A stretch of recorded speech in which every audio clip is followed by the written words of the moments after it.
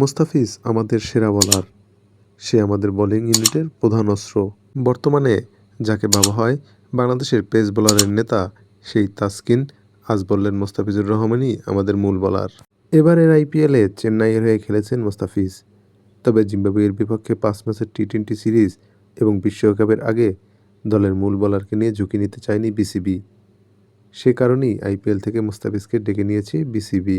মুস্তাফিজের প্রশংসা করে তাসকিন বলেন, আল্লাহর রহমতে মুস্তাফিজ এবারের আইপিএলে অনেক ভালো করেছে। আমার মনে হয় ওকে আনার কারণ টিম প্ল্যানিং ও কালচারের সাথে ভূমিকা রাখতে পারে। একই সাথে কয়েকদিন বিশ্রামের ব্যবস্থা, কারণ ও আমাদের মূল বোলার। আইপিএল ভালো কেটেছে, যথেষ্ট অভিজ্ঞতা নিয়েছে। মুস্তাফিজ ফ্রেশ এবং ফিট থাকলে ভালো কিছু হবে ইনশাআল্লাহ।